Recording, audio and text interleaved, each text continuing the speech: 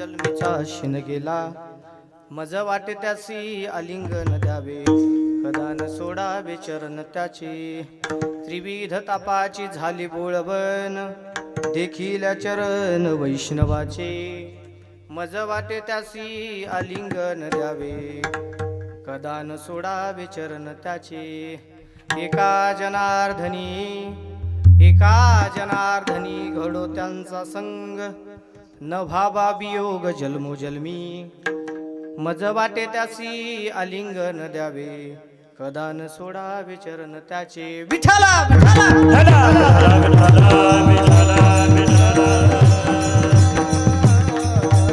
महायोग पिठे तटे भीमर्त्यं वरं पुंडरीकाय दातुं मुनींद्र हे समाहागत्य तिष्ठं तमानंद कंदं परब्रह्मलिंगं भजे पांडुरंग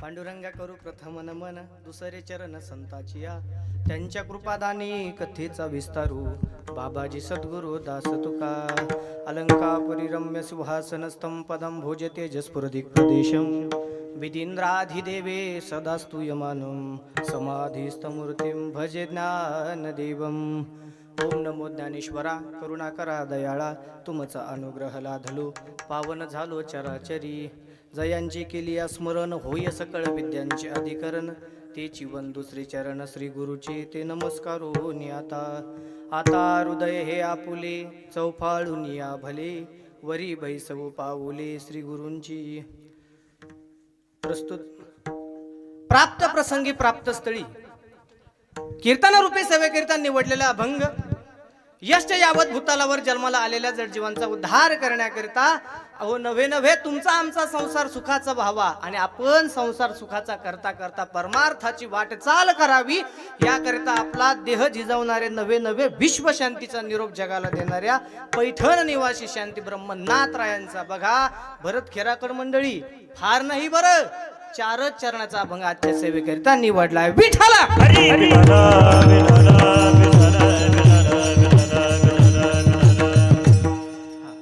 बऱ्याचशा जणांच्या मनामध्ये संभ्रम आहे की आज महाराज मागणीचा प्रसंग आहे अभंग तर धन्य आजी दिन आहे पण लक्षात ठेवा या अभंगाचा शेवटी एका जनार्दनी घडो त्यांचा संग आणि न भावा वियोग जन्मोजन्मी बघा काही अभंग असे असतात ते संतपरही असतात आणि मागणीपरही असतात म्हणून मी हा अभंग घेण्याचा अट्टहास केला आणि त्याचं असंही एक कारण आहे की उद्या आमच्या श्री गुरु बाबांचं कीर्तन आहे बघा त्यांचं कीर्तन म्हटल्याच्या नंतर बघा आमच्यासाठी ते संतच आहे आणि त्यांच्या दर्शनाचा योग हा आमच्या धन्य आजी दिन संत दर्शनाचाच आहे म्हणून हा अभंग निवडण्याचा मी अट्टहास केलाय विठ्ठला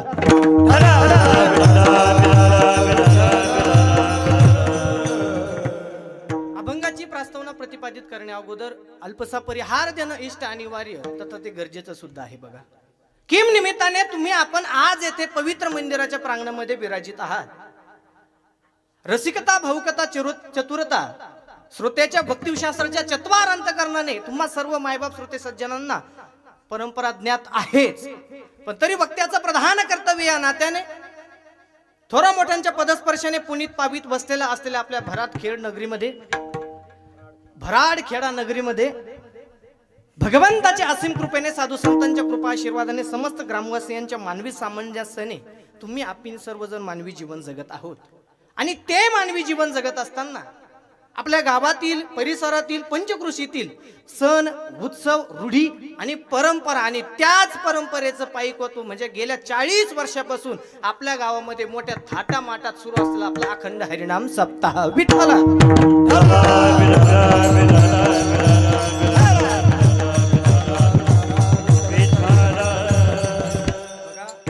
गेल्या 40 वर्षापासून आपण अखंड हरिनाम सप्ताहाचं आयोजन करतात. बरं, ते पण असं नाही बघा, तुम्ही आयोजन ज्यांच्या माध्यमातून करतात ते महाराष्ट्रातील नामवंत कीर्तनकार आदरणीय हरिभक्तपरायण गुरुवर्य बळीरामजी महाराज ढाकणे यांच्या नियोजनातून आपलं हे कार्यक्रम होत असतो. बघा, मला तर खरंच सांगायचं, अगदी परफेक्ट नियोजन. बघा, नियोजन कशाला म्हणायचं, अगदी परफेक्ट. साऊंड किती आहेत, माईक किती आहेत, कोण कुठं कसं बसायचं, काय करायचं, अगदी परफेक्ट नियोजन आमच्या ढाकणे महाराजांनी लावलेले. महाराज त्यांच्यासाठी एकदा जोरदार टाळ्या होऊ द्या. बघा, गेल्या 40 वर्षापासून आपल्या गावाला लाभलेले हे नेतृत्व आहे.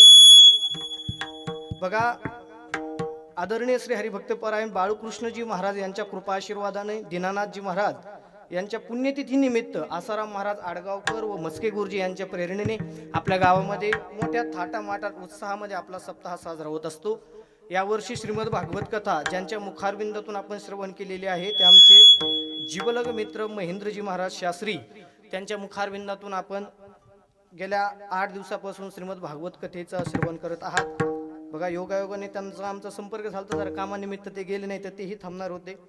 महाराजांच्या मुखारविंदातून आपण 8 दिवसापासून या भागवत कथेचे श्रवण करत आहात. अगदी मंत्रमुग्ध आपण झालेलो आहोत.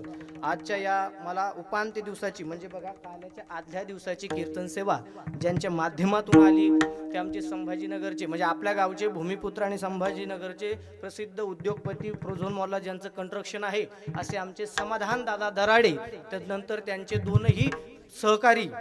बघा, कधी कधी नाव लक्षात राहत नाही, त्यामुळं आदरणीय आमचे रामेश्वर धर्मराज दराडे आणि शिवाजी भाऊराव दराडे या तिघांसाठी एकदा जोरदार टाळ्या होऊ द्या. बघा, या 3 मंडळीमुळे मला या ठिकाणी येण्याचा योग आला आणि मला अशी दुसरी बातमी कळाली की इथं आल्याच्या नंतर उद्या काल्याचं कीर्तन झाल्याच्या नंतर कीर्तन झाल्याच्या नंतर आमचे समाधान दादा दराडे यांच्याकडून 1,75,000 रुपये भगवान गड्याकरिता देण्यात येत आहेत. त्यानंतर आमचे रामेश्वर धर्मराज भाऊ दराडे यांच्याकडून 1,51,000 रुपये देण्यात येत आहेत. जरा जोरदार टाळ्या वाजवा. आणि तदनंतर शिवाजी भाऊराव दराडे यांच्याकडून 1,01,000 रुपये या आपल्या भगवान गडाकरता देण्यात येत आहे. या मंडळीकरता जोरदार टाळ्या होऊ द्या.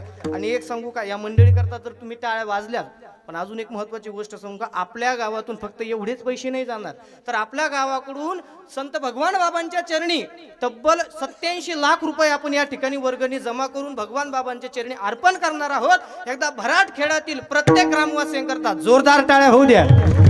संत भगवान बाबा की विठ्ठला विठ्ठला.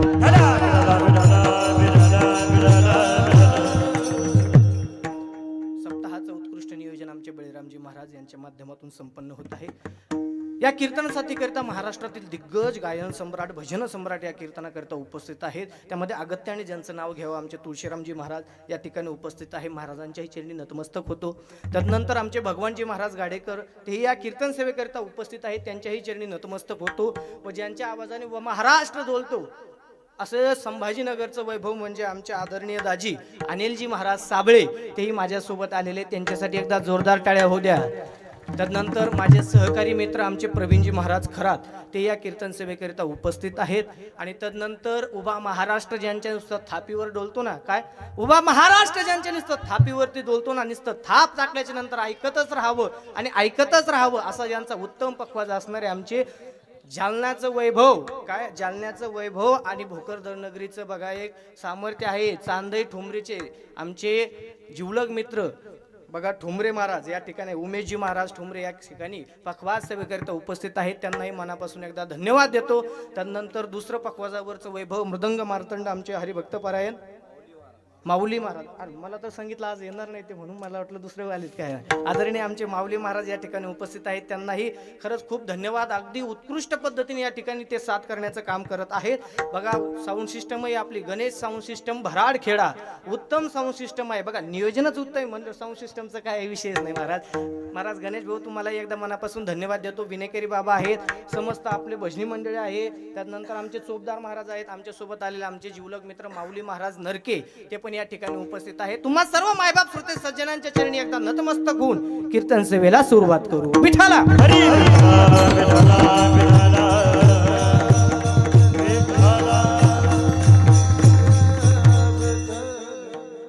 अभंग एकनाथ महाराजांचा आहे. पण नाथ महाराज कोण नाथ महाराज? या आम जगाच्या इतिहासामध्ये माऊलीनंतर संजीवन समाधी नाही, तुकोबारायनंतर वैकुंठ गमन नाही, नाथरायानंतर शांती नाही आणि शिवबानंतर छत्रपती नाही. गंधर्वानंतर गाणं नाही, माशानंतर पोहणं नाही, गरुडानंतर भरा नाही, मेघानंतर उदारता नाही, कर्णानंतर अवदार्य नाही, आईनंतर प्रेम नाही, साधूनंतर कृपा नाही आणि हा नरदेह सोडून दुसरा देह नाही. मग या नरदेहामध्ये आल्याच्या नंतर ज्या दिवशी आपल्याला संत महात्म्यांचं दर्शन होतं ना, त्या दिवसापासून तर त्यांचे वियोग कधीच होऊ नये याचं यथार्थ वर्णन करणाऱ्या आजच्या नाथरायांचा अभंग आहे. विठ्ठला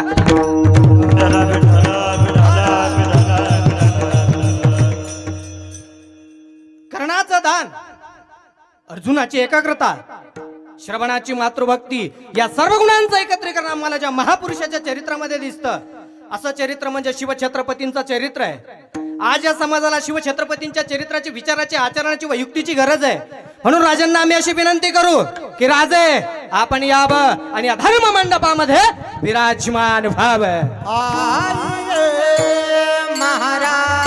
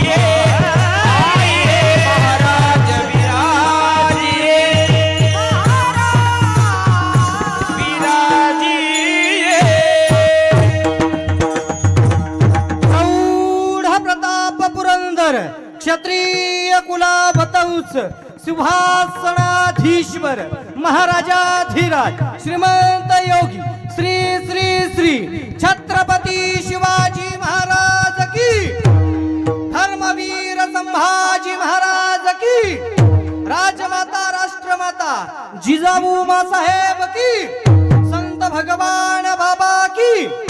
विठ्ठला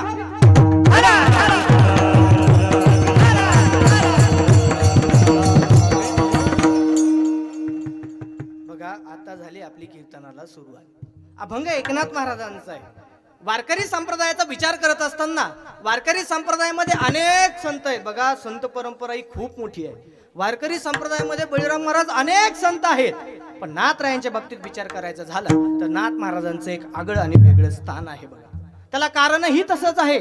बघा संप्रदायामध्ये अनेक संत आहेत पण शांत नाहीत. बघा योगायोगाने तुळशीरामजी महाराज योगायोगाने आपल्याला संतही बघायला भेटतील, शांतही बघायला भेटतील, पण श्रीमंत अजिबात नाही. महाराज नाथरायाच्या बाबतीत बघायचं झालं तर नाथराया बघा संतही आहेत, शांतही आहेत आणि श्रीमंतही आहेत. बघा श्रीमंतीचा विचार करायचा झाला तर नाथ महाराजांसारखा बघा पारमार्थिक नाथ महाराजांसारखा पारमार्थिक संत वारकरी संप्रदायात जन्माला नाही, जन्माला नव्हता आणि जन्मणारही नाही. किती होती नाथ महाराजांची श्रीमंती, किती होती? अहो बघा काय नाथ महाराजांची श्रीमंती किती होती. निळोपाराय म्हणतात की बघा संपूर्ण संत मंडळीमध्ये नाथराय माझे कसे आहेत, राजे आहेत. राजे काय सकल संत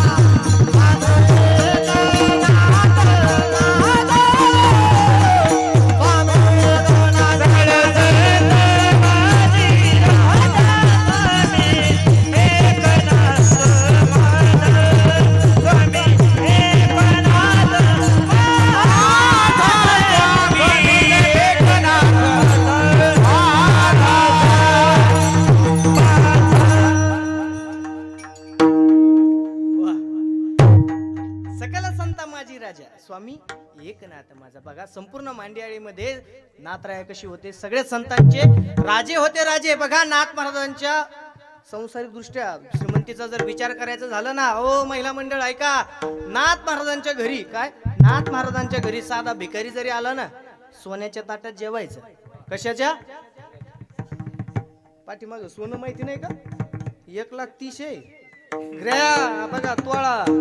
अहो सोन्याच्या ताटात भिकारी जेवायचा. नाथ महाराजांची श्रीमंती आहे का आपली एवढी कोणाची? भिकारी सोन्याच्या ताटात. आपल्या घरी आल्यावर भिकारी वय पुढच्या दारी. महाराज अवघडे. अहो महाराज बघा गाडेकर महाराज, भिकारीची पण क्वालिटी अशी जरा सध्या झाली. आम्ही कीर्तनाला प्रवासात करता करता बघा एका टोल नाका लागला, क्रॉस झाला आणि टोल नाक्याच्या पुढे एक जण आम्हाला आला. बघा आल्याच्या नंतर मग आपलं काय काच खाली घेतली, मी त्याच्या 10 रुपये हातात टेकले. म्हणला तो समाधानी झाला. तो म्हणे महाराज अजून. म्हणलं आता कशाला लागतात बाबा? नाही म्हणे महाराज मित्राला.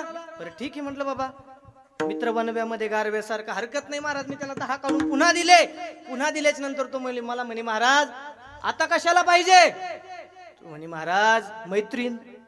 भिकाऱ्याला मैत्रीण. मी तर हँग झालो, म्हणलं भिकाऱ्याला मैत्रीण असते का? तो म्हणे महाराज तिच्यामुळेच भिकारी झालोय. विठाला.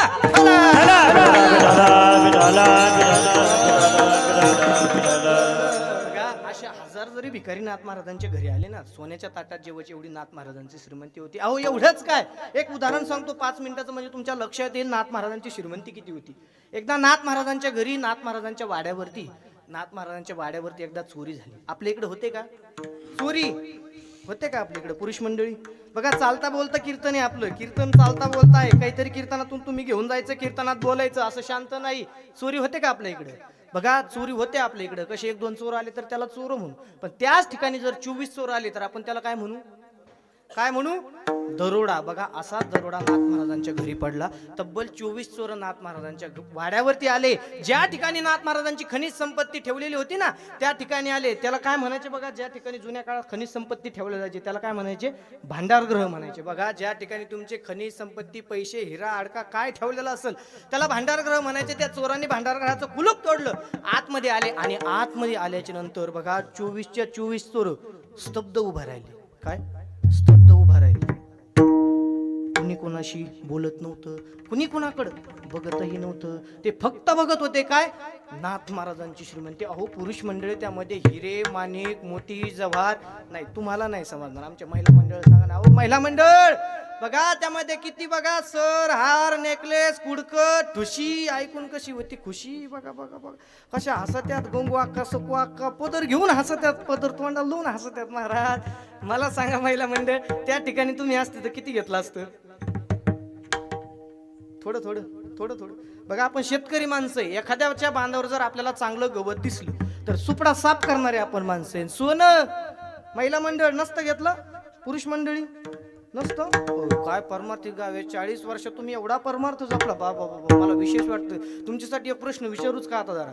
बघा तुम्ही कीर्तन संपलं, घरी जायला निघाले, 2 मूर्ती दिसल्या तुम्हाला.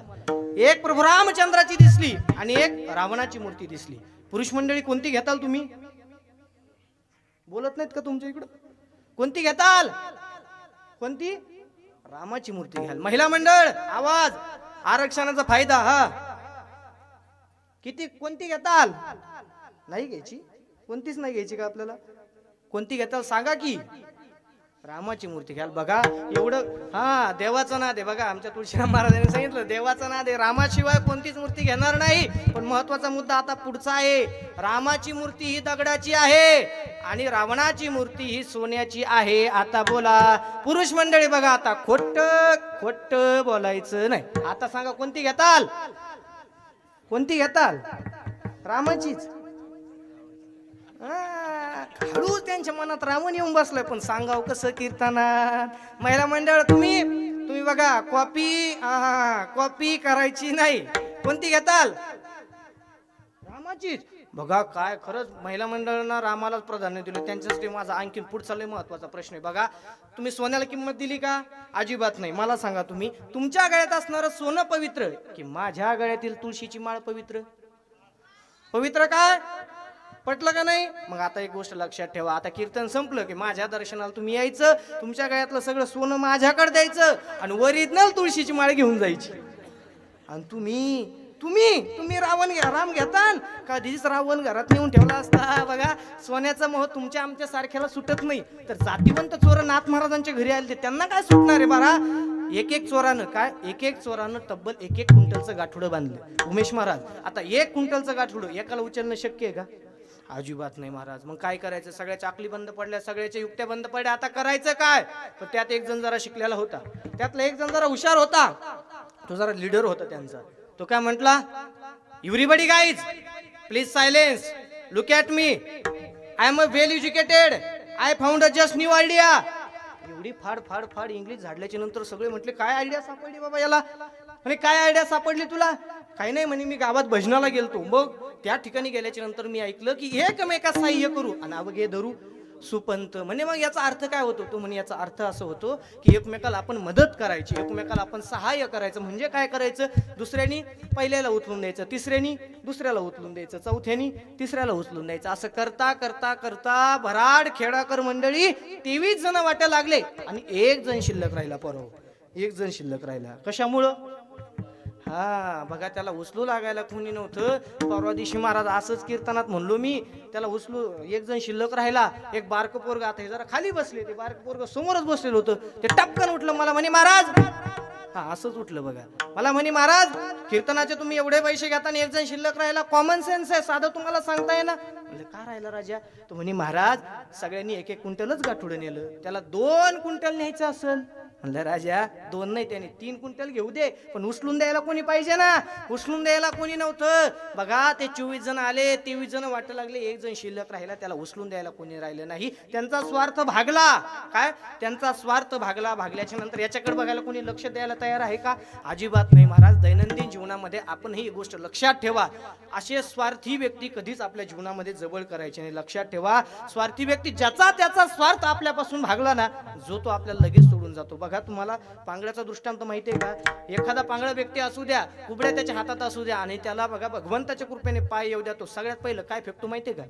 ज्या कुबड्या आतापर्यंत त्याला घेऊन जात होते ना, सगळ्यात पहिल्यांदा तो तसा फेकतो. अगदी स्वार्थी माणसाचं आहे तसंच आहे. आपल्यापासून एखाद्याचा स्वार्थ भागला ना का ते लगेच चालते वाटायला लागतात. आता स्वार्थ फक्त एकाच व्यक्तीचा तोपर्यंत भागतो. इलेक्शन आलं काय, इलेक्शन आलं का लोक असे लवकर दारात येतात, आमच्याकडे लक्ष असू द्या, आमच्याकडे लक्ष असू द्या.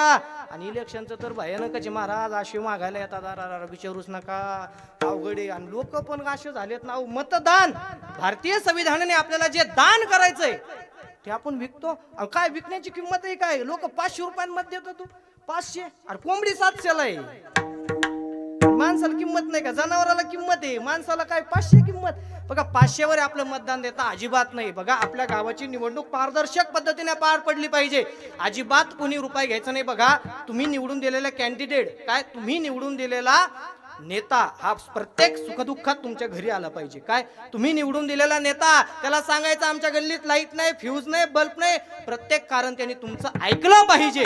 अशाच व्यक्तीला तुम्ही मतदान करा. आणि मी सांगू का, सहज जो कोणी व्यक्ती नवयुवक आपल्या गावामध्ये उभा राहिला असेल ना, कोणीही असो, त्याच्या पाठीशी तुम्ही खंबीरपणे उभा राहायचं. कारण की जे युवकामध्ये परिवर्तन करण्याची क्षमता आहे ना, काय जे युवकामध्ये परिवर्तन करण्याची क्षमता आहे ते कोणामध्येच नाही. अशाच व्यक्तीला निवडून मतदान करा. बघा लक्षात ठेवा, विठाला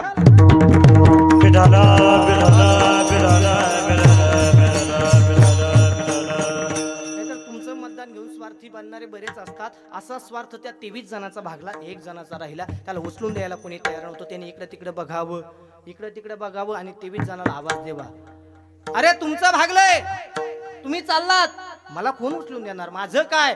कुणी बघायला तयार नव्हतं महाराज. 1-1 क्विंटलचं गाठोडं डोक्यावर होतं. तुम्ही पुन्हा आवाज दिला, तुम्ही थांबताय का कसं, का सांगू मालकाला? आणि हा आवाज माझ्या नाथ महाराजांनी ऐकला. नाथ महाराज विश्रांतीतून बाहेर आले आणि नाथ राय त्याला काय म्हणतात माहितीये का? ए राजा, अरे जाऊ दे त्यांना, मी उचलून देतोय तुला. कोण म्हणतंय हे? अहो ज्यांच्या घरी चोरी करण्याकरिता आले होते ते स्वतः नाथराया म्हणतात, हे राजा जाऊ दे त्यांना, मी उचलून देतोय तुला. किती नाथ महाराजांची श्रीमंती आहे का इथे बसलेल्या पैकी? एवढी कोणाची श्रीमंती? आणलेली गाडी मी आहे का? अजिबात नाही महाराज. ही श्रीमंती फक्त नाथरायांची नाही, तर प्रापंचिक दृष्ट्या बाकीच्या संत महात्म्यांचा विचार करायचा झाला ना, तर 18 विश्व दारिद्र्य. तुम्ही ज्ञानोबारायांचं उदाहरण घ्या, तुकोबारायाचं उदाहरण घ्या. बघा ज्ञानोबारायाचं उदाहरण बघत असताना चिमुकल्या मुक्ताईच्या मुखातील शब्द आहे, ज्ञानदेव निवृत्ती भिक्षेशी जात सोपान मज सांभाळीत. तुकोबारायाचं उदाहरण बघत असताना बघा, दुष्काळी आटीला द्रव्य नेला मान, श्री एक अन्न अन्न करिता मेली. बघा कोपला पाटील गाबीचे हे लोक, भयानक परिस्थिती झाली होती. त्याच्यानंतर आम्ही सदैव सुडके, बघा कुठं जर गेले तर कुत्र घर राखायचं, एवढी परिस्थिती बघा तुकोबारायांची होती. तुकोबारायच काय, अगदी ग्रामपंचायतच्या सदस्याने फोन करावा आणि पंतप्रधानांनी फोन उचलावा, असं ज्यांचा संपर्क होता ना, ते माझे नामदेवराया. नामदेवरायांच्या जीवनातले उदाहरण बघा. अहो नामदेव महाराजांच्या पत्नी एक दिवस रुक्मिणी आई साहेबाकडे गेल्या. रुक्मिणी आई साहेबाकडे राजाई गेल्या. रुक्मिणी आई साहेबांनी बघितलं तर आपल्याकडे राजाई आले. या बसा बसा. राजाईने सांगितलं बसा. मी काय बसायला आले होय? भला मार्ग उमजवणी सांगा तुम्ही, नामयाची राजा बरी नव्हे. तुम्ही नीट सांगितलं तर ठीक आहे, नाही तर नामदेव महाराजची पत्नी काय चांगली नाही म्हणा. अहो झालं काय, झालं काय? अन्न वस्त्र नाही, खाया जेवायचे गाई अहर्निशी निर्लज्ज. घरामध्ये अन्न नाही, वस्त्र नाही. अहो रुक्माबाई, मी कसंही भागवलं असतं, पण 1-2 माणसं असते ना माझ्या घरामध्ये, मी कसंही भागवलं असतं, पण 14 माणसे आहे माझ्या घरी, हिंडती दारोदारी. अन्नासाठी बघा तुम्ही कोणत्याही संताचं उदाहरण घ्या, 18 विश्व दारिद्र्यच बघायला भेटेल. पाहिजे माझ्या नाथ महाराजांसारखा श्रीमंत संत वारकरी संप्रदायात जन्माला नाही, जन्माला नव्हता आणि जन्मानारही नाही. नाथ महाराजांची श्रीमंती विठ्ठला.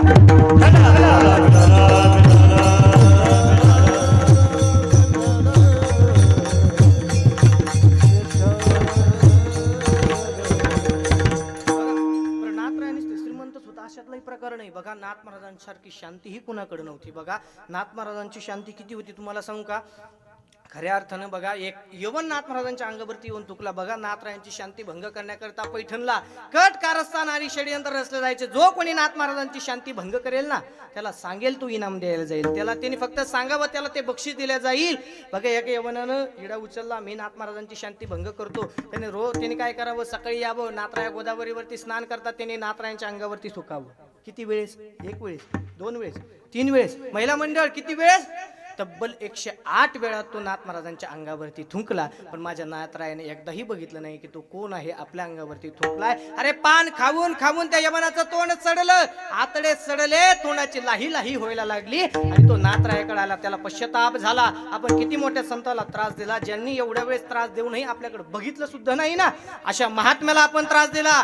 तो नाथरायाकडे आला, नाथराया चरण धरले, नाथराया मला माफ करा, माझ्याकडून खूप मोठी चुकी झाली. अरे नाथराया म्हणतात की तुझ्याकडून चुकीने झाली, खरं तर आज मी भाग्यवान आहे, तू माझ्यावर 108 वेळा थुकल्यामुळे मला गोदावरीचं 108 वेळा स्नान घडलं. अरे तो यवन माफ मी मागण्याकरिता आला होता, नाथरायांनीच तो माफच नाही केलं तर प्रसाद देऊन त्याला मुक्त केलं. नाथ महाराजांची शांती होती. बघा दैनंदिन जीवनामध्ये आपल्या आचरणात जरी शांती आणली ना तरी भरपूर झालं, आपल्या सप्त्याचं सार्थक झालं. बघा कारण की बघा खरं सुख हे कशात आहे माहितीये का? खरं सुख हे कशात आहे? शांतीत आहे. शांती परते नाही सुख येर अवघेची दुःख, म्हणून शांती धरा उतराल पहिलं तिरा. बघा शांती, म्हणून शांती जीवनामध्ये महत्वाचं आहे. बघा नाथराया फक्त शांतच होते अशातलाही प्रकार नव्हता. बघा नाथरायाचा अधिकार काय सामान्य नव्हता, नाथ महाराजांचा अधिकार काय सामान्य नव्हता.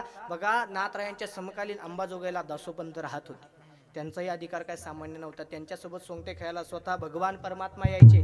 सोंगट्या खेळता खेळता एक दिवस अंबाजोगाईला नाथ महाराज येतात याची चाहूल लागली आणि भगवंत अंतर्धान पावले.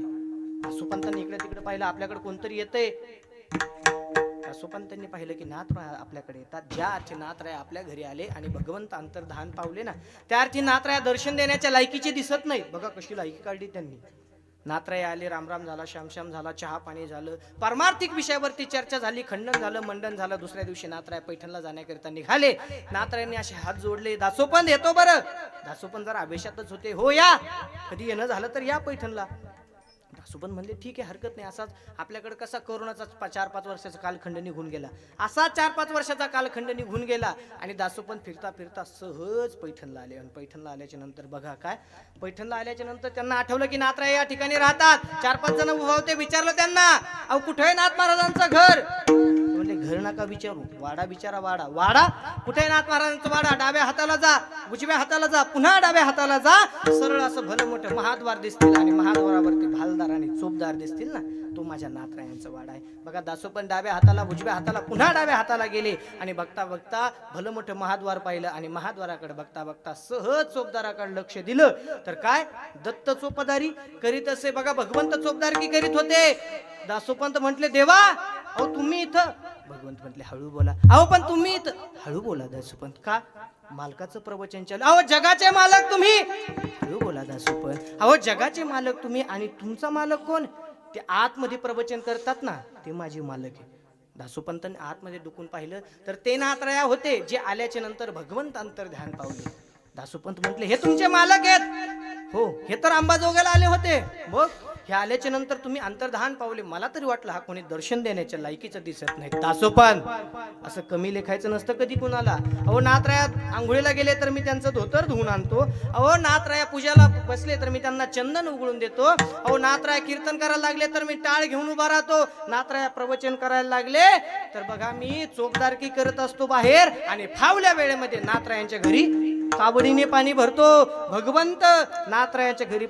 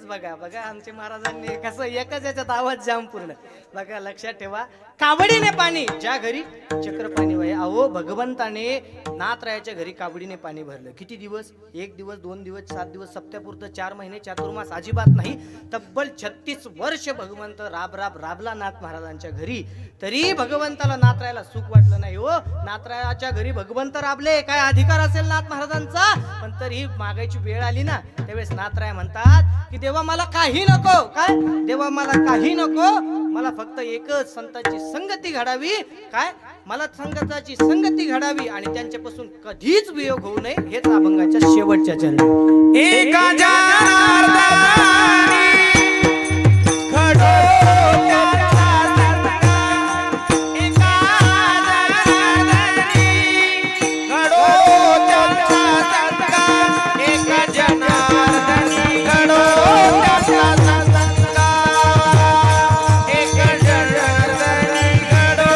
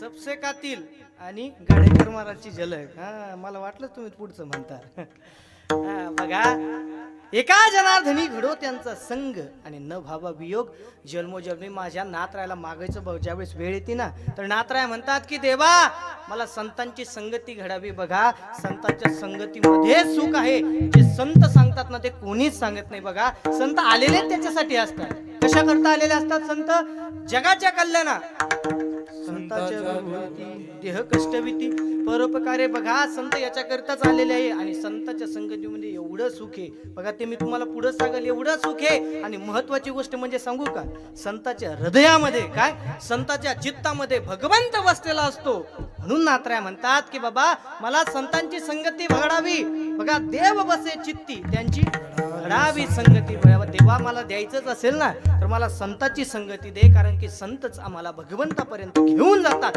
तुझ्यापर्यंत वेगळे येण्याची मला गरज नाही आम्ही ऑटोमॅटिक तुझ्यापर्यंत येणार आहे फक्त आम्हाला संतांची संगती घडावी बरं संतांची संगती घडणं एवढं सोपं आहे होय संत का असे चौकात नाहीत असे बसलेले नाहीत आलो आणि भेटलो अजिबात नाही महाराज हिंडता कपाटी राजीवनी हिंडता कपाटी राजीवनी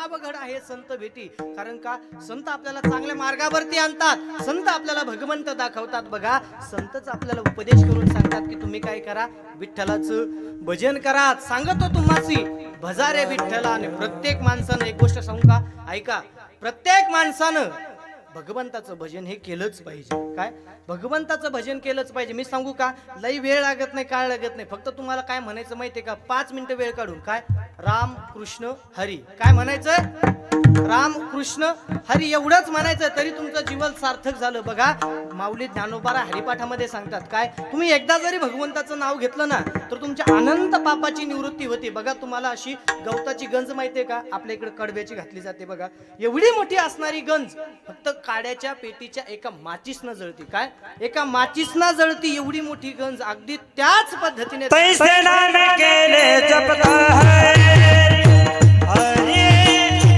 तैसे नाम केले जपता है, तैसे नाम केले जपता है, तैसे नाम केले जपता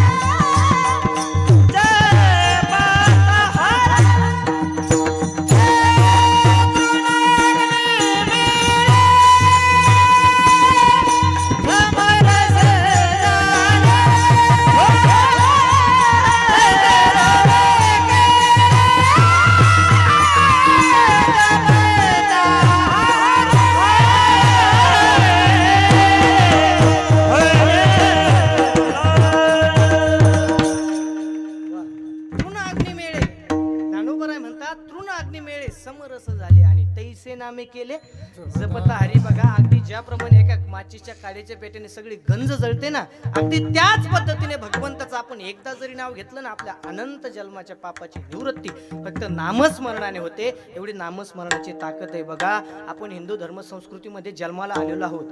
प्रत्येक हिंदू माणसाचं एक काम आहे काय, रोज सकाळी उठल्याच्या नंतर, आंघोळ झाल्याच्या नंतर, स्नान झाल्याच्या नंतर आपल्या कपाळी आपण गंध लावला पाहिजे. का का अरे ज्या धर्मवीर छत्रपती शंभूराजांना आपला हिंदू धर्म टिकावा, आपल्या कपाळावरचा गंध टिकावा, याकरिता आपल्या अंगाचं चांबड सोलून घेतलं ना, त्या राजाच्या स्मरणार्थ प्रत्येक हिंदू धर्मातल्या प्रत्येक तरुणानं आणि प्रत्येकानं कपाळावरती गंध लावलाच पाहिजे. कारण की हा गंध छत्रपती शिवरायांचा आहे, हा गंध भगव्यांचा आहे, हा गंध प्रभू रामचंद्राजांचा आहे. म्हणून आपण कपाळावरती परिधान केला पाहिजे. आणि सगळ्यात महत्वाचं सांगू का, आपण आपल्या लहान मुलाला सांगितलं पाहिजे की सकाळी उठ, लवकर आंघोळ कर, कपाळाला गंध लाव आणि भगवंताच्या दर्शनाला जा. ही आपली हिंदू धर्म संस्कृती आपल्याला शिकवते. हे दुसऱ्याने कोणी सांगायचं नाही, आपणच आहे. बघा मी प्रत्येक कीर्तनात सांगतो, काही घेऊन जाता आलं तर जा, जाऊ नका, पण एक गोष्ट महत्वाची घेऊन जा, आपल्या मुलाच्या मुखावरती रामकृष्ण हरी हे असलंच पाहिजे. काय, रामकृष्ण हरी असलंच पाहिजे. बघा तुम्ही हे बघा, मुलगा ऑटोमॅटिक म्हणणार नाही, त्याच्या अगोदर तुम्हाला म्हणावं लागतं. बघा यद यद आचरती श्रेष्ठ, जसं तुम्ही म्हणाल ना तसं मुलगा म्हणेल. बघा तुम्ही रामकृष्ण हरी म्हणले ना, काय तुम्ही काम करता करता रामकृष्ण हरी म्हणले ना, मुलगा खेळता खेळता रामकृष्ण हरी म्हटला पाहिजे. एवढी गोष्ट कायम लक्षात ठेवा. बघा नामस्मरणात जी ताकद आहे ना ती कशातच नाही. मी प्रत्येकाला सांगतो, इथं आल्याच्या नंतर एवढंच घेऊन जा कीर्तनातून की आपल्याला नामस्मरण करायचं, लई वेळ लागत नाही. राम कृष्ण हरी. आणि किती वेळेस म्हणायचं, 108च वेळेस. 5 मिनिटं. महिला मंडळ पोळ्या लाटता लाटता तुम्ही म्हणू शकता, स्वयंपाक करता करता म्हणू शकता, पुरुष मंडळी तुम्ही काही नाही, देवपूजा करता करता एवढं म्हणू शकता. काही लागत नाही नामस्मरण करण्याकरता, काही लागत नाही, काळ लागत नाही, वेळ लागत नाही, काही लागत नाही. फक्त तुम्ही केलं पाहिजे आणि कीर्तनातून काहीतरी घरी घेऊन गेलं पाहिजे. आता एवढं तुम्ही जाणार ना, उद्या आपल्या मुलाला सांगणार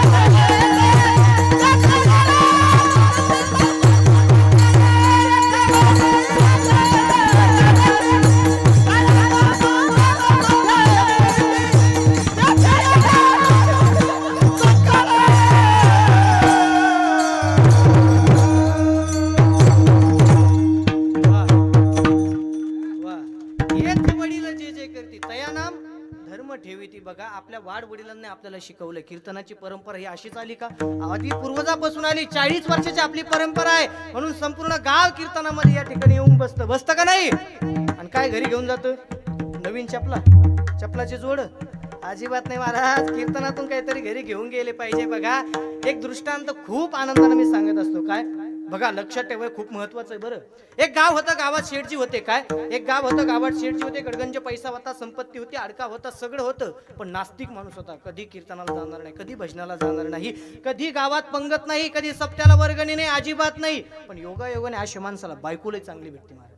बायको अशी भेटली महाराज, धार्मिक बायको भेटली. स्नान संध्या हरिपाठ नामस्मरण, अरे विचारू नका एवढी धार्मिक बायको भेटली. गावामध्ये सप्ताह बसला. आपल्या गावात कसा बसला बघा सप्ताह, अगदी तसा सप्ताह बसला. 3 दिवस झाले बायको रोज कीर्तनाला जायची. पण हे काय कीर्तनाला घडी अजिबात जात नव्हता. बघा एक दिवस बायको म्हटली, काय बायको म्हटली का हो, आपल्या गावामध्ये 3 दिवस झाले सप्ताह बसलाय, अजिबात तुम्ही एकाही दिवस कीर्तनाला गेले नाही. उद्या आजपासून काय करायचंय, तुम्ही कीर्तनाला जायचंय. काय आज तुम्ही कीर्तनाला जायचे? महाराज हा म्हटलं मी कधीच जात नाही, कसं होईल काय होईल मला माहिती नाही. जायचं म्हणजे जायचं. मला सांगा बरं पुरुष मंडळी, बायको पुढे कोणा चालतं का? चालतं? अजिबात नाही महाराज. त्याचा नावेला झाला बायको पुढं. अरे अरे अरे अजिबात नाही महाराज. एखादे म्हटले का हो बाहेर तुम्ही असे वाघ बनून फिरतात, काय बाहेर असे वाघ बनून फिरतात आणि घरी आल्याची नंतर काही नाही, फक्त वाघावर देवी बसती, एवढाच फरक आहे. अवघडे महाराज. एक वर्ग बापाला काय म्हटलं माहितीये का, अहो पप्पा वाघ आडनाव आहे आपलं. अहो पप्पा वाघ आडनाव आहे आपलं, तुम्ही मम्मीला भेटा. अरे बाळा गप. अहो पप्पा आपलं वाघ आडनाव आहे, तुम्ही मम्मीला भेटा. अरे बाळा गप की. अहो पप्पा वाघ आडनाव आहे आपलं, तुम्ही मम्मीला भेटा. ती बाप म्हणला पोरा आपलं फक्त वाघ आडनाव आहे, मम्मीचं काय माहितीये का, वाघ मारे. हा म्हणून मी मम्मीला भेटतो म्हणे. अवघडे महाराज. बायको पुढं कोणाचं चालत नाही. बघा भले भले तुम्ही किती मिशाला ताव द्या, घरी आता ना मिशा दाबूनच यावं लागतात. मिशा फक्त चहातच बुडायच्या लायकीचे राहिल्या जातात. बघा बायको पुढं कोणाचं चालत नाही. नावीला झाला त्या शेठजीचा. शेठजी म्हणले हरकत नाही, मी आज जातो कीर्तनाला. हरकत नाही म्हणे, 2 तास कीर्तन असतं म्हणे. ठीक आहे जातो मी. बघा असं कीर्तनाची वेळ झाली, रामकृष्ण हरी सुरू झालं, पंचपती झाली. बघा लोक यायला सुरू झाले, गच मंडप भरला आणि शेठजीची एंट्री झाली. आता मला सांगा, जो माणूस कधीच कीर्तनाकडे येत नव्हता तो माणूस कीर्तनाकडे यायला लागल्यानंतर लोकांना किती आनंद होईल बरं. एवढा आनंद झाला, लोकांनी सभा मंडपातूनच बघायला सुरुवात केली. अरे शेठजी आले वाटते. सगळे शेठजीला म्हणायला लागले शेठजी या. महाराज शेठजी असे आले. बरं आल्याच्या नंतर आता कोणी मागं बसील होय त्यांना? अजिबात नाही. समोर बोलवलं, शेठजी समोर या. बरं बसायला लागल्यावर कोणीतरी सगळ्यांनी बसायला खाली घोंगडी टाकली, शेठजी बसा. महाराज शेठजी बसले. शेठजी बसल्याच्या नंतर कीर्तन सुरू झालं. कीर्तन सुरू झाल्याच्या नंतर अगदी जसं आमच्या गाडेकर महाराजांनी अगदी षड्ज लावला, काय अगदी षड्ज लावला, तसंच कीर्तनकारांनी अगदी षड्ज लावला. तो पण शेठजीनं खर्ज लावला. काय शेठजीनं खर्ज लावला. अहो शेठजी रामकृष्ण हरी सुरू होणं आणि शेठजीनं खालून सुरू करणं. शेठजी झोपले ना कीर्तनात. बरं एवढा मोठा माणूस कधी येत नव्हता, आता आलाय तर उठाव कसं कीर्तनात. महाराज कोणाचीच हिंमत झाली नाही. कीर्तनात त्यांना कुणीच उठवलं नाही. अख्खं कीर्तन संपलं, लोक घरी गेले, महाराज वाट लागली आणि त्या मंडपात फक्त 2च जण राहिले. एक शेठजी आणि दुसरा घोंगडीवाला. महाराज 2घच जण शिल्लक राहिले. कोणाला बोलता येणार, काही चालता येणार. नाविलाज झाला. त्या घोंगडीवाल्याला उठिता येणार. आता कराव काय, आता कराव काय. हा बघा नियोजन करायला सगळं माहित असतं. बघा तुम्ही आता करायचं काय. हरकत नाही महाराज. मंडपातली लाईट गेली. लाईट गेल्यासारखे फॅन बंद झाले. मच्छर चावायला लागले. शेठजी झोपेतून उठले. शेठजी म्हणले झालं वाटतं कीर्तन. तो म्हणला झालं. बरं हरकत नाही. मग त्यांनी ती घोंगडी घेतली, ते ज्याचं राहिली होती तिने घोंगडी घेतली. म्हणे आता शेठजी जा. पण शेठजीच्या लक्षात आलं आपल्याला बायको म्हटली होती कीर्तनात चाललंय, कीर्तनातून काहीतरी घेऊन या. आणि शेठजीचं अख्खं कीर्तन कुठे गेलं, झोपीतच गेलं. घरी आणायचं काय. पण महाराज अवघड होतं. शेठजीनं फक्त येताना 3च शब्द ऐकले होते. सुरुवातीला शेठजी यायला लागल्यानंतर लोक काय म्हटले, या. काय म्हटले, या. आणि शेठजी बसायला लागल्याच्या नंतर लोक काय म्हटले, बसा. आणि जायच्या टायमाला जा.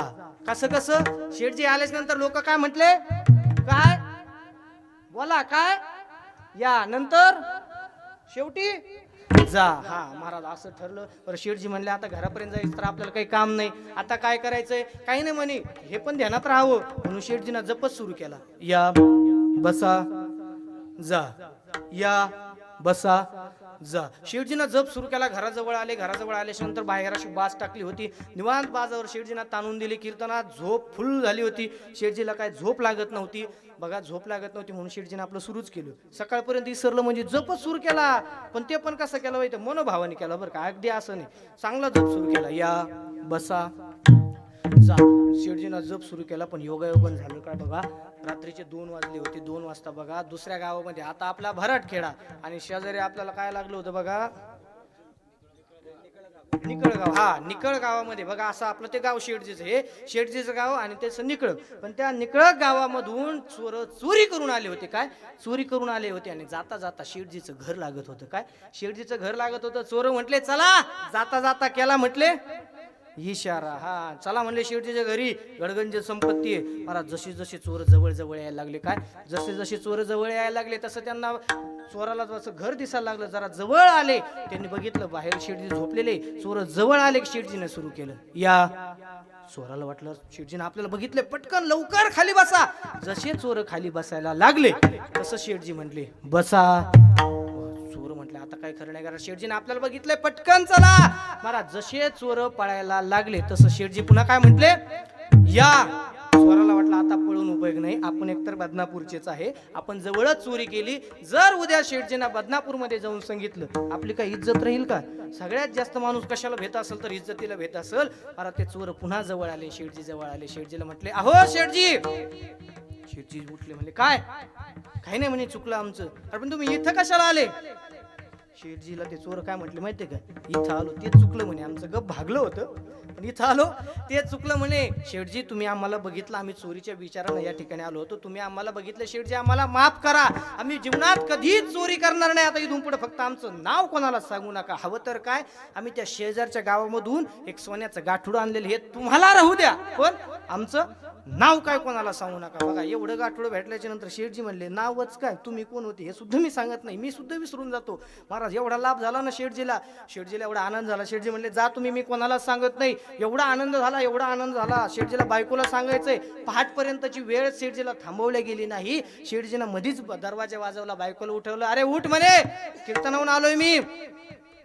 बायको बाहेर आली, बघितलं तर काय सोन्याचं गाठुडं.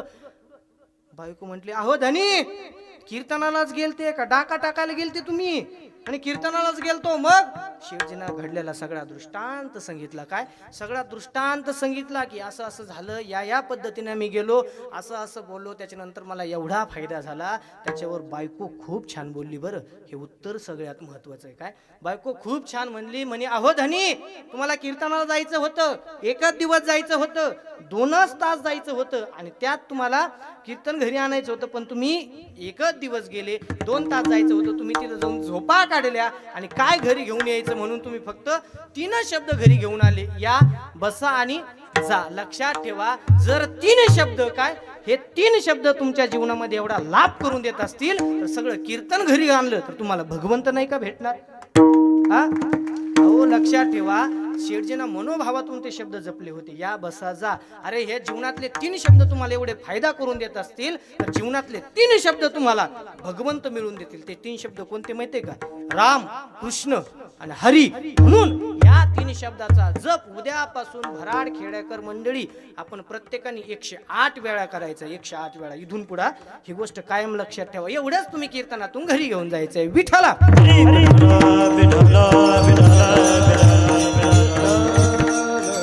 दुसरी गोष्ट काय माहितीये का, तुम्ही नाही भगवंताचं भजन केलं, तुम्ही नाही भगवंताला भजले तर बघा काळ तुम्हाला घेऊन जाण्याकरताच बसलेला आहे. बघा तुम्हाला हे जरी नाही कळलं तर आमचे नाथराया सांगतात, हे जरी नाही कळलं, जरा येईल, हे जरी नाही कळलं,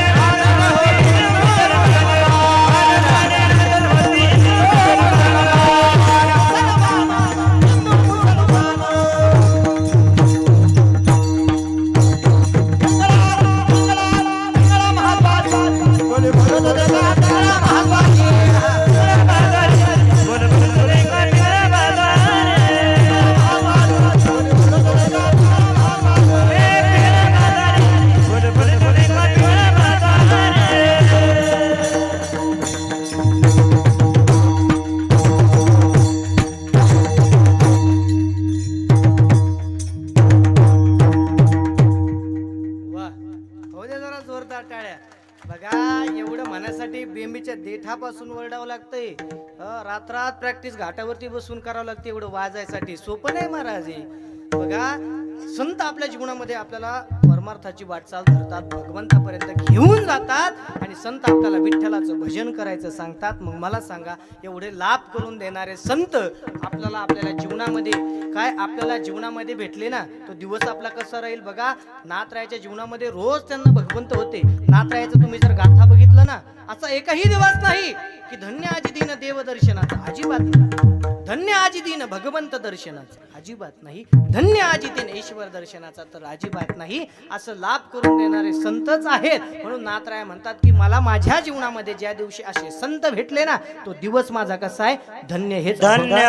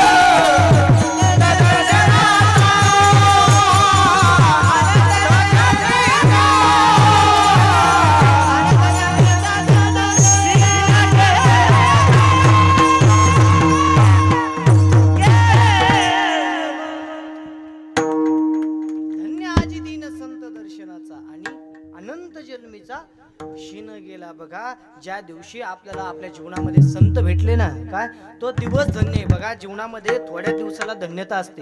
ज्या दिवशी आपण आपल्या जीवनामध्ये आपण जी इच्छा केली ना ती पूर्ण होते, तो दिवस आपल्यासाठी धन्य असतो, तो दिवस आपल्यासाठी सोन्याचा असतो. बघा पण तू नाथरायाला त्यांच्या जीवनामध्ये संत भेटले, त्यांचा दिवस कसा आहे, तो धन्य आहे. बरं संत भेटल्याच्या नंतर संत भेटीचा काही फायदा आहे का?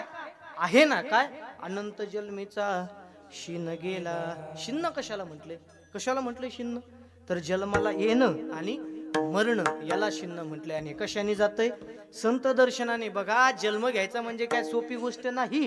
जन्म घ्यायचा म्हणजे कोणत्या ना कोणत्या आईचं उदर लागत. आईचं उदर म्हणजे काय असं 5 star RCC air conditioner room नाही, तिथं असं कीर्तनकारासारखं उभा राहता येत नाही.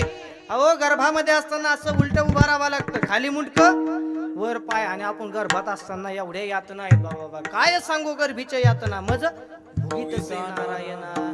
बघा एवढं मांस मळमूत्र विचारूच नका. बघा एवढ्या यातना, बघा एवढं हे करून बघा एखाद्या आईला डोहाळी लागते त्यात, मग तर विचारूच नका. आई तिखट खाते, गरम खाते, गरमागरम चहा पिते. त्यावेळेस आईला सांगता येतं का आई चहा जरा गार होऊन द्या जा, मगच घ्यात जा. सांगता येतं का? अजिबात नाही महाराज. गर्भामध्ये असताना एवढ्या यातना एवढे त्रास आरारा विचारूच नका. आणि त्यात एखाद्या माय माऊलीला डोहाळी लागल, अरे अरे मग तर विचारूच नका. ते महाराज मोबाईलच बघन, इंस्टाग्रामच काय बघन, रील्सच वर लोटीन, स्टोरीज काय ठेवीन. अहो जुन्या काळात डोहाळे लागायचे. कसे लागायचे माहितीये का? डोहाळे कसे असावे लक्ष देऊ नाही का? अरे डोहाळे एवढे सुंदर आणि देखील असणावे की ज्या डोहाळ्याच्या माध्यमातून आपल्या पोटी छत्रपती शिवराय जन्माला यावे, आपला मुलगा वॉरियर घडावा, अरे आपला मुलगा स्वामी विवेकानंद घडावा, असे डोहाळे असावे महाराज. डोहाळे असावे जिजाऊ मातेसारखे. लक्ष देऊ नाही का? अरे 5 सुलतानी सत्ता या महाराष्ट्राच्या मातीमध्ये नंगानाच करत होत्या. आदिलशाही होती, निजामशाही होती, कुतुबशाही होती. गावाची गावं लुटल्या जात होती, गावाची गावं बेचिराख केली जात होती. लुटला जात होता, सर्वास्व लुटली जात होती. या बहिणींची आबरू, अरे अभिमान तर सोडाच, स्वाभिमान सुद्धा सावकाराच्या पत्रिका हाण पडला होता. आणि अशाच वादळ वाऱ्यामध्ये मासाहेब रूपी ज्योत सातत्यानं पेटत होती. मनामध्ये धैर्य होतं, साहस होता, पराक्रम होता. 18 पगड जातीचं, 12 बलुतेदाराचं, सर्व धर्मीयांचं राज्य उभा करायचंय. पण कोण करेल असं राज्य उभा? कोण करेल असं राज्य उभा? म्हणून मासाहेबची जाऊन शिवाई देवीच्या मंदिरात जावं आणि शिवाई देवीला साकडं घालावं. हे आई शिवाई देवी जगदंबा, आमच्या पोटी असा पुत्ररत्न जन्मास घाल, जो 18 पगड जातीचं, 12 बलुतेदाराचं, सर्व धर्मीयांचं राज्य उभा करेल. अरे बघता बघता एक दिवस उलटून गेला. मासाहेबाच्या उदरामध्ये बाळशिवराजे वाढायला लागले. एक दिवस निघून गेला. 7 मास पूर्ण झाले. अशा मध्येच एका दासीनं, लक्ष्मीबाई नावाच्या दासीने यावं आणि मासाहेबांना विचारावं, मासाहेब आपणाच्या अवस्थेमध्ये काही खावं वाटत नाही का? मासाहेब आपणाच्या अवस्थेमध्ये काही पिवं वाटत नाही का? अहो मासाहेब आपणास काही डोहाळे लागले नाहीत का? अरे डोहाळे शब्द मासाहेबांना ऐकावा. हाताच्या मुठीत आवळाव्या, चेहऱ्यावरती सूर्यासारखं तेज प्रगटावं आणि मासा उद्गार त्या व्हाव्या. आम्हास वाटते बाघावर बैसावे, जिरेटो परिधान करावा आणि जो माझ्या आया बहिणींची आबरू लुटतो ना, त्याचं शिर धडा बेगळं करावं. डोहाळे लागले आम्हास. अरे असे डोहाळे फक्त मासाहेबची जाऊनच लागावे. आणि डोहाळे लागल्याच्या नंतर एक दिवस उलटून गेला. तो सुवर्ण दिवस उजाडला 19 फेब्रुवारी 1630 महाराष्ट्राच्या मातीत आणि जिजाऊच्या कुशीत स्वराज्याचा सूर्योदय झाला. राजे शिवछत्रपती जन्मास आले. माझ्या जिजाऊचे मुंडई कसे आले फळाला.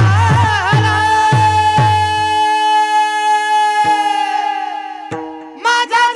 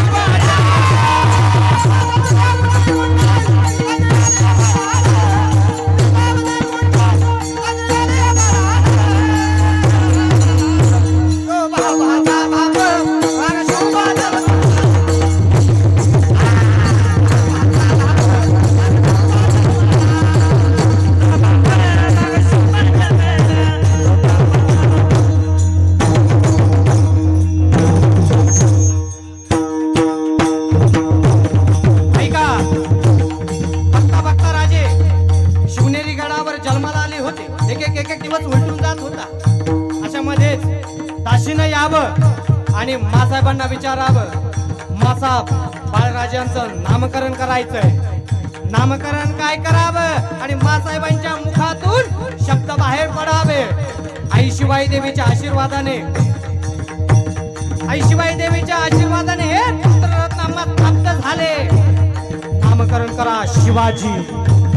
ऐका महाराष्ट्रातील मर्द मावळ्यांनो, शिवाजी हे फक्त नाव नाही, तर शी म्हणजे शिकावं कसं, वा म्हणजे आगावं कसं, आणि शिकून वागल्याच्या नंतर जीवन जगावं कसं, म्हणजे शिवाजी, म्हणजे शिवाजी. अरे याच माझ्या शिवाजी राजाचं नाव अवघ्या काही कालावधीमध्ये, अरे अवघ्या काही काळामध्ये संपूर्ण महाराष्ट्राच्या गड किल्ल्याच्या दगडावरती कोरलं गेलं होतं. असा एकच राजा, काय एकच राजा, एकच राजा इथे जन्मला शिवनेरी किल्ल्यावर. एकच राजा इथे जन्मला शिवनेरी किल्ल्यावर, किल्ल्यावर.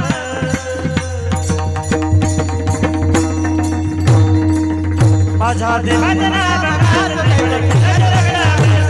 माझ्या नाव बघाच दगड किल्ल्याच्या दगडावर. माझ्या राजाचं नाव बघाच दगड किल्ल्याच्या दगडावर. त्याचं नाव गाज दगड किल्ल्याच्या दगडावर. त्याचं नाव गाज दगड किल्ल्याच्या दगडावर. माझ्या देवाचं नाव गाज दगड किल्ल्याच्या दगडावर.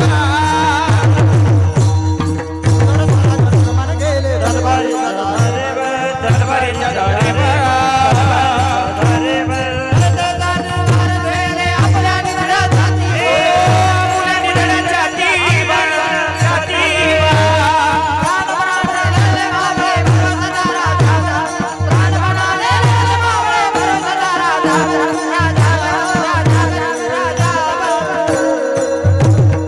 छत्रपती शिवाजी महाराज की, धर्मवीर संभाजी महाराज की, राजमाता राष्ट्रमाता जिजाऊ मासाहेब की. माझा देवाचा नाव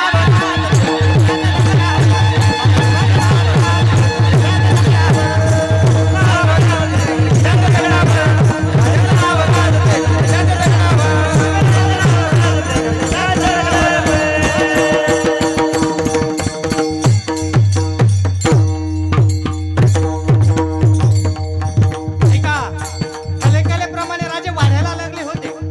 राजांनी सवंगडी जमा करावे. ना जात पाहावी, ना धर्म पाहावा, ना कुळ पाहावं, जो कोणी आपल्या स्वराज्यामध्ये सामील करावं. अरे कुणाला म्हणावं शिवराय, कुणाला म्हणावं शिवराय. ऐका, निष्कलंक जीवन जगायला शिकवणारा 3 अक्षरी मंत्र म्हणजे शिवराय.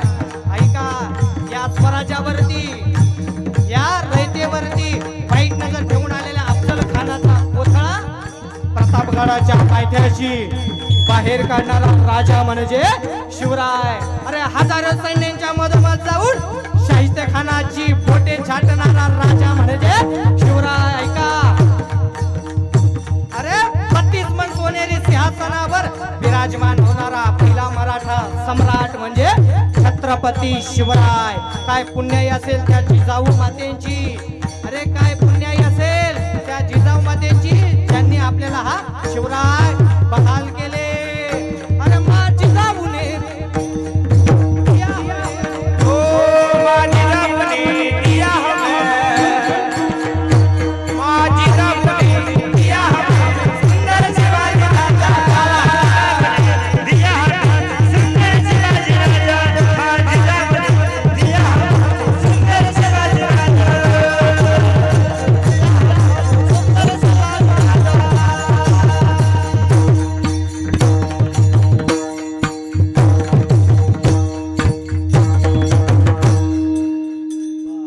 मला इथपर्यंतच सांगायचं होतं तुम्हाला. काय बघा, जिजाऊ मातेंनी आपल्याला शिवराय दिले. कधी? ज्यावेळेस त्यांना डोहाळे चांगले लागले. म्हणून बघा, डोहाळे चांगले असावे म्हणून आपला जीव, आपला मुलगा येणारा हा वॉरियर घडत असतो. आणि बघा, गर्भामध्येच असताना संस्कार हे खूप महत्वाचे आहेत. म्हणून बघा, गर्भामध्ये असताना एवढ्या यातना, एवढा त्रास आहे. ते अर्भक सारखं पांडुरंगाला भेटतं. मला तुम्हाला सांगायचंय काय, जन्म मरण बघा, जन्माला यायचं म्हणजे सोपी गोष्ट नाही. ते अर्भक सारखं पांडुरंगाला भेटतं. 10 मिनिटात मी तुम्हाला सांगणार आहे काय, अर्भक सारखं पांडुरंगाला भेटतं. विनवणी करतं, देवा मला एवढ्यातून वाचव. मग भगवंत म्हणतो, मी तुला एवढ्यातून वाचवलं तर तू काय करशील, ते क्षणाचाही विलंब नवला होता. म्हणतं, आठवी न पाय हा माझा नवस, रात्रही दिवस पांडुरंग. मग जन्म होतो, त्याचा मान वगैरे काही अडकू देत नाही. सगळं व्यवस्थित पार पडतं. 1 2 3 दिवस जाते, 4 दिवस जाते आणि 5व्या दिवशी कोण येतं, सटवी येते आणि काय करते, भविष्य लिहून जाते. मी तर म्हणतो आता येते का नाही काय माहिती, आता अवघड परिस्थिती महाराज. 5व्या दिवशी सटवी येते, भविष्य लिहून जाते. हळूहळू मुलगा मोठा होतो, हळूहळू 1 वर्षाचा होतो आणि 1 वर्षात झाल्याच्या नंतर काय येतं, वाढदिवस. त्याला वर्धापन म्हणतात. हिंदू धर्म संस्कृतीमध्ये वर्धापन दिन साजरा करतात, कारण की तो एक आपला संस्कार आहे. म्हणून लक्षात ठेवा, वाढदिवसही होतो, मुलगा हळूहळू मोठा होतो, 3 वर्षाचा होतो, तो बालवाडीत जायला लागतो, ज्युनियर के जी, सुनियर के जी, हळूहळू मोठा होतो, पहिलीला जायला लागतो, 2रीला, 3रीला, 4थीला. कीर्तनाची वेळ संपत आली म्हणून जरा 5वीला जायला लागतो. 5वीला गेल्याच्या नंतर मित्रमंडळी जमा होतील. काय मित्रमंडळी जमा होते, आणि मित्रमंडळी जमा झाले की पोरग शाळेत धिंगाणा करायला लागतं. काय पोरग शाळेत धिंगाणा करायला लागतं, नीट बोलत नाही, मास्तरला उलटून बोलतं. म्हणून महिला मंडळ, आपल्या पोराचे मित्र चेक करा.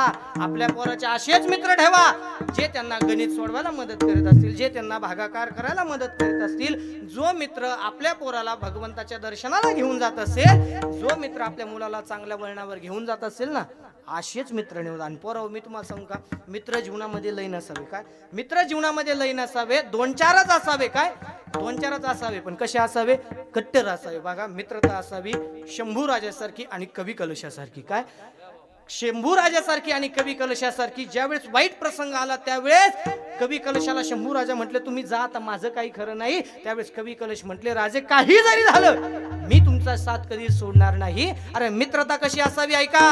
अरे कवी कलशानं शत्रूच्या दारातही मित्राचं वर्णन करावं ना, अशी मित्रता असावी. अरे कवी कलश म्हणतात, अरे हाथी घोडे तोप तलवारे, हाथी घोड़े तोप तलवारे, फौज तो तेरी सारी है, जंजीर में जकड़ा राजा मेरा अभी सब पे भारी है, अभी सब पे भारी है.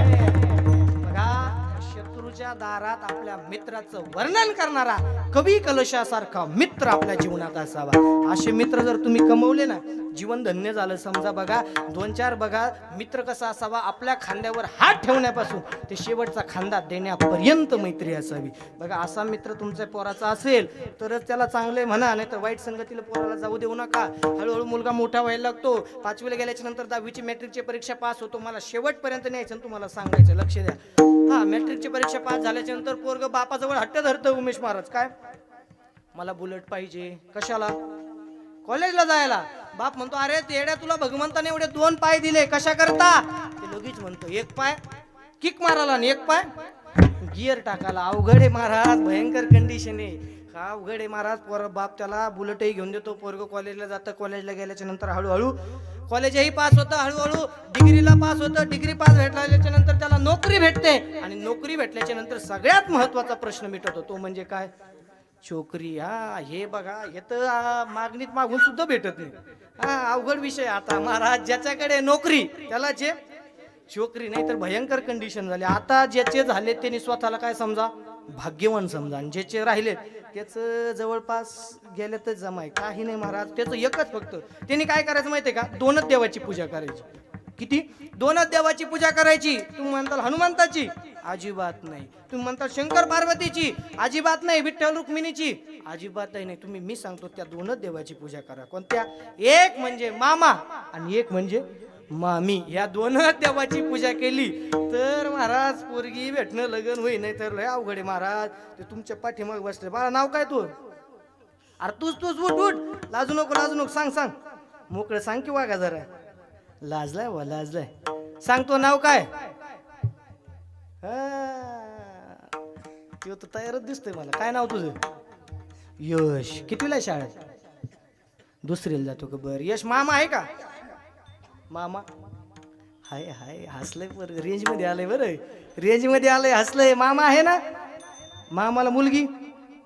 अरे अरे अरे अरे, फसली गंमत फसली महाराज, गंमत फसली. अरे अरे मामाचं बघा, मामाचं होणं गरजेचं आहे, तर मामाचं झालं नाही, भाच्याचा नंबर लागायचा कधी. हा मामा जर डीजेच्या तालावर धिन धाक धाक करत असेल, भाषांना ठाई वाजायची कधी. विठाला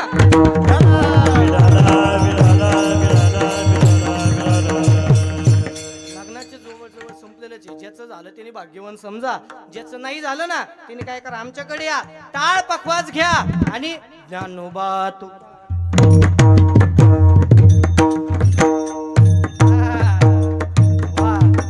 दुसरं काहीच नाही महाराज. योगायोगाने काय होतं बघा, कीर्तनाची वेळ संपत येते म्हणून योगायोगाने त्याचं लग्नही होतं. लग्न झाल्याच्या नंतर मुलं बाळही होतात. मुलं बाळही शाळेत जायला लागतात. मुलं बाळही शाळेत गेल्याच्या नंतर बघा मुलं बाळ मोठं होतात. मला सांगायचं काय, बालपण कुठपर्यंत आहे? बालपण कुठपर्यंत आहे? तरुणपणापर्यंत. तरुणपण कुठपर्यंत आहे? म्हातारपणापर्यंत. आणि म्हातारपण कुठपर्यंत आहे? मरणापर्यंत. मरणासक्त अवस्था झाली, शास्त्रकार चार दुःख सांगतात: अनुताप, मोह, विश्लेषण आणि आगामी. अनुताप म्हणजे ते डोळे वाकडे तिकडे करतं, तोंड पांढरं करतं, खाली पडतं. 80-85 वर्ष जगलो तेव्हा, पण पंढरपूर नाही पाहिलं. अनुताप त्याला म्हणतात. अनुताप. मोह 2 नंबर, त्याला वाटतं मी जर यांच्यातून गेलो माझ्या मुलाबाळाचं कसं होईल, यांच्या पश्चात कसं होईल. मोह 3 नंबरची अवस्था. विश्लेषण. हा चैतन्य, हा देहातील चैतन्य जीव या देहाला सोडतो, पण हा देह त्या जीवाला धरून ठेवतो. त्यावेळेस शरीर रडतं. काया बोलेवर रडून, कुणाचा मामा कुणाचा काका काही नाही. ज्या दारात तुम्ही 70 वर्ष थाटामाटाना परमार्थ संसार केला ना, त्या दारात 7 तास कोणी ठेवत नाही. काढा काढा म्हणती अशी झाला भूमिभार. बघा विश्लेषण अवस्था भयंकर आहे. 4 नंबरची अवस्था म्हणजे काय माहितीये का? आगामी. त्या अवस्थेमध्ये यमदूतच दिसतात. आता यमदूत फक्त दोघालाच दिसतात, एक म्हणजे विनेकरी बुवा आणि एक म्हणजे हा पकवाजा. बघा मी तर सगळं सांगणार होतो. दिसतात का? अजिबात नाही महाराज. यमदूत फक्त दोघाला दिसतात. कोणाला? ज्याला न्यायला आले त्याला, गावातील कुत्र्याला. बघा गावातल्या कुत्र्याला यमदूत दिसले, कुत्रे इवळतात, आहे की नाही? खरं तर ते भोकायलाच जातात, पण तोतरी वळल्या जाते. आणि कुत्रे इवळायला लागले. 2 म्हाताऱ्या माणसाची चर्चा ऐकावी. काय? अरे अरे 2 म्हातारे माणसं. एक मंदिरात बसलेलं असतं, एक घरी बसलेला असतं. महाराज घरी बसलेला असं, मान लटलट कापती, डोळ्याला चष्मा, एकीकडची काच फुटलेली, एकीकडची कांडी तुटलेली, सुतळी गुंढळलेली. म्हातारा आपलं काठी टेकत टेकत टेकत टेकत मंदिराकडे. मंदिराकडे दुसरं म्हातारा असतं. ते आलेलं म्हातारं त्या म्हाताऱ्याला म्हणतं, अरे बाजी. ते म्हणतं, का बाजी? अरे कुत्रे उडायला लागले आपल्या गावात. म्हणतं मग काय झालं? अरे आपल्या गावात जास्त आजारी कोण आहे रे? म्हणजे दोघं सोडून. महाराज जे म्हातारं काठी टेकत आलतो ना तेच मरतं. काय? मंदिरात मरतं. आणि मंदिरात म्हातारं मेलं. सुनबाईचं ऐका वारा, आमच्या मामाजीला मोक्षच मिळाला. मामाजी देवळात गेले. अरे मामाजी कसे गेले? मामाजीला सांगता येणार मारुतीला? बोलता येणार. अवघड कंडिशन झाली. मला सांगायचं फक्त एवढंच तुम्हाला, म्हातार मंदिरात म्हातार, हा आमच्या मामाजीला मोक्ष मिळाला. काही मोक्ष नाही, आमचं म्हातार देवळात गेलं. मला सांगायचं का जावा का लागलं? कारण जन्म झाला होता. मग नातराया जन्म झाल्यामुळे जावं लागत असेल तर जन्मच का घ्यावा लागतो? तर जन्म घेणे लागे वासनेच्या संगे. अहो नातराया शेवट होत आला तरी तुम्ही सांगा ना, त्या संत दर्शनाने काय होतं? अरे काय होतं? तुम्हाला जन्म जर वासनेमुळे घ्यावा लागत असेल ना, तर त्या वासनेचं बीजच जाण्याचं सामर्थ्य संत दर्शनात आहे. संत चरण रज लागता सहज, वासनेचे बीज जळून जाय. एक मला सांगा, एकदा का वासनेचं बीज जळलं आपल्याला जन्म मरण आहे का? अजिबात नाही. ते बीज जळून केलेलं आहे आणि आम्हा जन्म मरण नाही. मग एक जण माझ्याकडे आला, मला म्हणे, महाराज आता मी हरभरे पेरायचे, ते कधी उगायचे, ते कधी भाजायचे, ते कधी मी खायचे. त्याच एक काम करतो ना, भाजूनच पेरतो ना, उगन का? अजिबात नाही, मातीत जाईन. तसं महाराज एकदा का आपल्या जीवनातलं वासना राहावं बीज जळलं, आपल्याला पुन्हा जन्म मरण नाही. अरे एवढा मोठा फायदा जर आपल्याला संत दर्शनामुळे होत असेल, त्यांच्या मस्तकावरती त्यांच्या पायावरती आपण मस्तक टेकल्याने होत असेल, असे संत तुम्हाला तुमच्या जीवनामध्ये भेटले तर नातराया म्हणतात की मला त्यांना वाटतं आलिंगन द्यावं, त्यांचे चरण कधीच सोडावं वाटत नाही. बरं ऐका, त्यांचे चरण न सोडल्यामुळे आपल्याला अजून एक फायदा होतो. काय माहितीये का? संतांच्या संगतीत आल्याच्या नंतर बघा आपल्या जीवनात जे 3 ताप आहे, आधी भौतिक ताप, आध्यात्मिक ताप आणि आधी दैविक ताप, या 3ही तापाची निवृत्ती कशाने होते? देखिल्या चरण वैष्णवांचे बघा असे असणारे संत तुम्हाला तुमच्या जीवनामध्ये जर भेटले नातराया सांगतात मला असे जर संत भेटले ना मला त्यांना असं वाटतं की यांचा कधीच माझ्या जीवनामधून यांचा संग घडावा आणि माझ्या जीवनातून कधीच यांचा वियोग घडू नये हेच नातराया अभंगाच्या शेवटच्या चरणामध्ये मागतात विठ्ठल. एका जनाला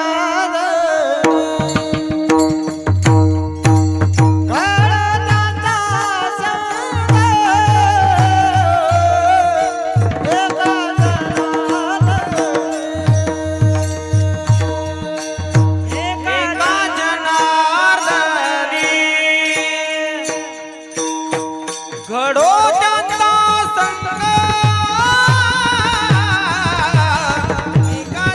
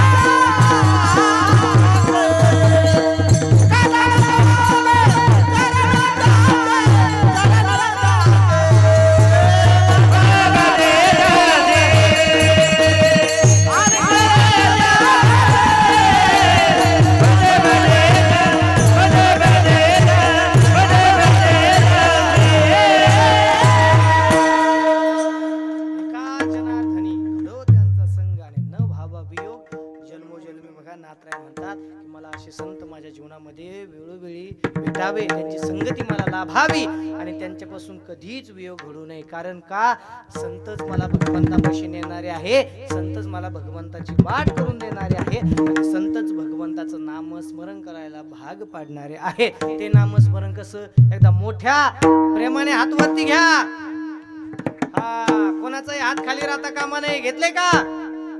योग चहा घेऊन मग मोठ्याने हात वरती करा. हा, सगळ्यांनी सोबत म्हणायचं.